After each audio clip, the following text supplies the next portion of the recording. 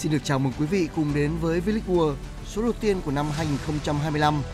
Chương trình ngày hôm nay sẽ là những câu chuyện với nhiều màu màu khác nhau của các cầu thủ. Chúng ta sẽ thấy Dương Thanh Hào giỏi việc nước, làm việc nhà ra sao. Hay cảm hứng từ thủ môn Đình Triệu tại ASEAN Cup được ví như hoa nở muộn sẽ giúp Văn Toàn, đồng đội của anh ở Hải Phòng, sớm vượt qua khó khăn như thế nào. Nhưng trước hết, xin mời quý vị đến với những cảm nhận về cuộc sống V-League cùng trung vệ Colonna.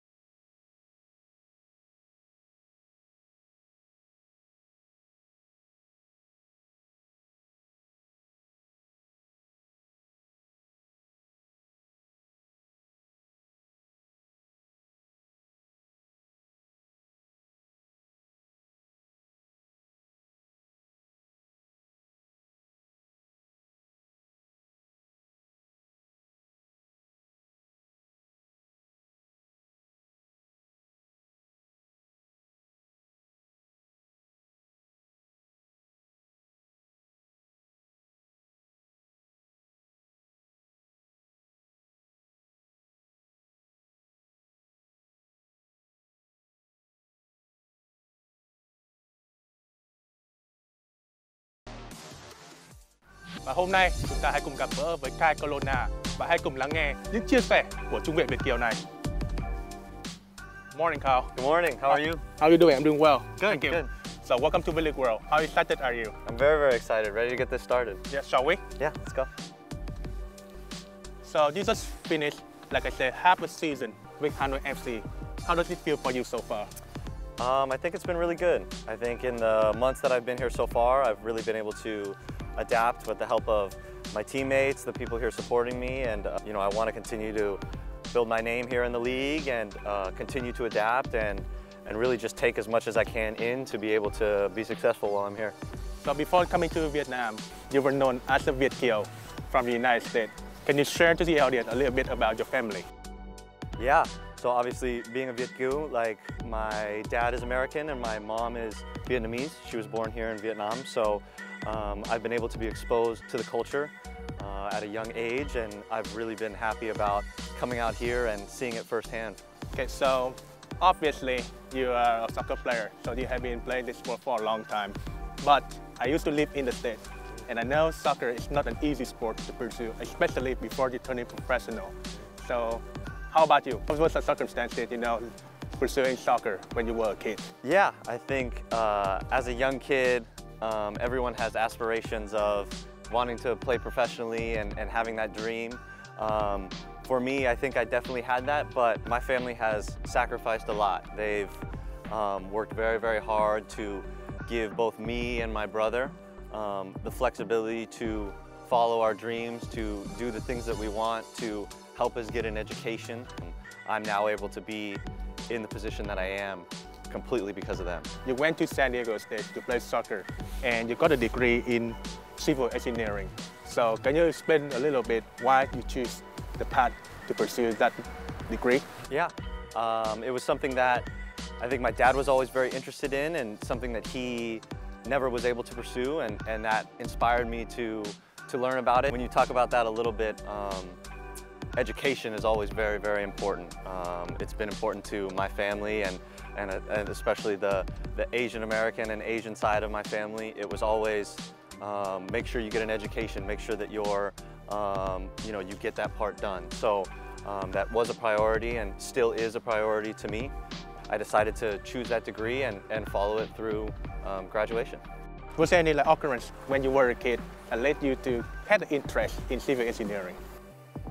I think I've always been, at a young age, I always played with Legos. I always loved to design things. I always liked to build things. So that was something that I think always drew me as a young kid, and I ended up deciding to study it further along in my career. Hopefully when I decide to eventually pursue that, I will be able to do more. Rivas heads it, it's loose, it's in, and United is on the board. and it was Kyle Colonna. So after graduation, you got the first professional chance at New Mexico United. You got to a trial, and it took you quite a bit to be able to kind of get a foothold in the team. Can you tell us about the time there? Yeah, I think that for it being my rookie year, it was a very, very good experience. It was a very good opportunity. I learned a lot. I had a lot of first-time experiences, and those are things that I have taken into my experiences now. So I really enjoyed the atmosphere. I learned a lot as how to be a professional, how to carry myself professionally, and ultimately those are things that I will take through the rest of my professional career. You went undrafted, so there were a lot of uncertainty, and you also got a good degree in the bag. So was it some sort of like juggling between the decision to give soccer a shot, or maybe going to like pursuing your degree, pursuing your major?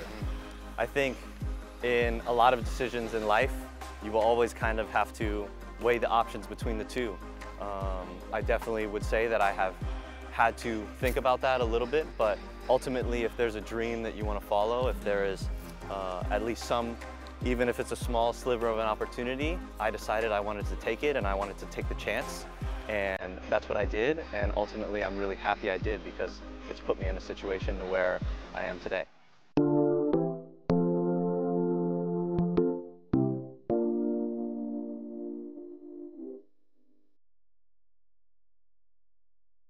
Coming to Hanoi FC, can you kind of recall the circumstances that lead you to probably the most famous, most successful in B-League right now?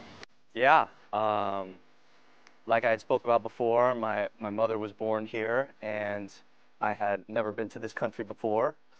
I think that it was a very exciting and interesting opportunity when this came up, and it was something that, while I was a little bit nervous to leave the States and experience something new, it was something that I knew I was going to enjoy regardless. And so during that process and getting out here, it has been amazing, and I'm really happy to be a part of such a decorated and famous club and learning about what it is to play soccer here and to represent, this league and the team.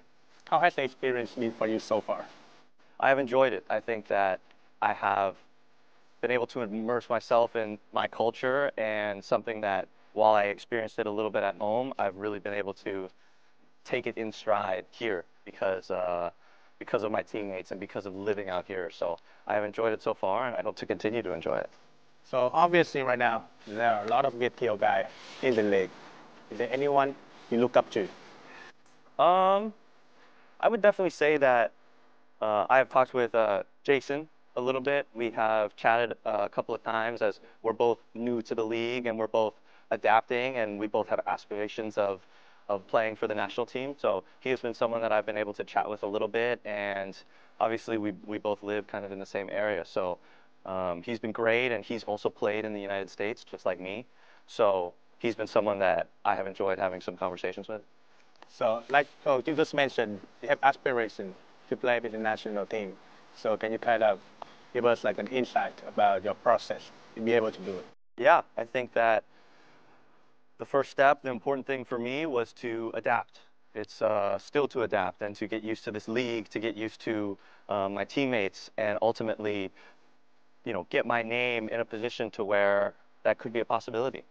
And ultimately, I think the biggest thing for me to adapt was, I think, the style of play a little bit, and just the culture likes to do things. And fortunately enough, I was introduced to that a little bit early, just being Vietnamese. And so for me, I definitely have aspirations. I think there's a long way to go, and there's obviously lots of room for improvement, but I've had a lot of support, not only from my mom and my dad, but also the rest of my family. The rest of my Vietnamese family, they have been very, very excited to see that I have come out here, that I have been doing well, that I have been taken care of while I'm here, and it's a goal of mine, and I hope that it's a goal that can be realized with time.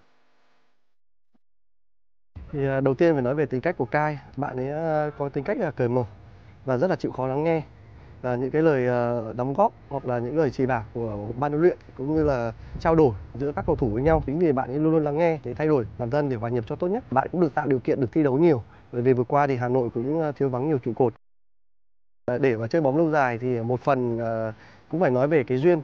Cái duyên mà Cai đến đây, đến câu lạc bộ Hà Nội thì đó là một cái môi trường rất là tốt để có thể giúp đỡ và cũng như là để cho Cai học hỏi để phát triển bản thân mình.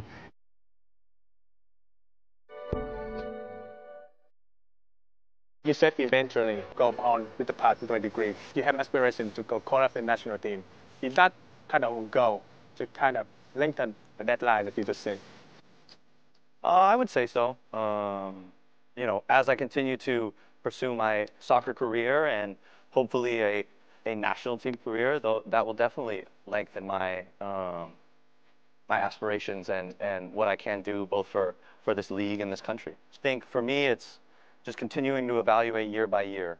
And as I kind of finish out a year and look back to see what was good, maybe what wasn't, that is ultimately how I decide how to go about it the next year. And for me, it's continuing to focus on my soccer career and taking that as far as I can. And ultimately, I will continue to do that until I'm ready to move on to another endeavor. All right, Kyle.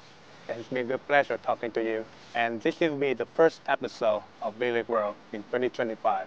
Is there anything you want to share to the audiences who are watching this?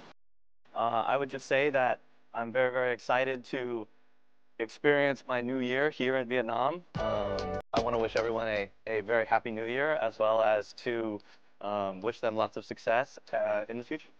All right, Kyle. It's been a pleasure. Good luck with the rest of the season, and hopefully we'll see you in the national team one day. Thank you so much. All right, thank you. Và xin mời quý vị và các bạn cùng tiếp tục theo dõi với V-League World.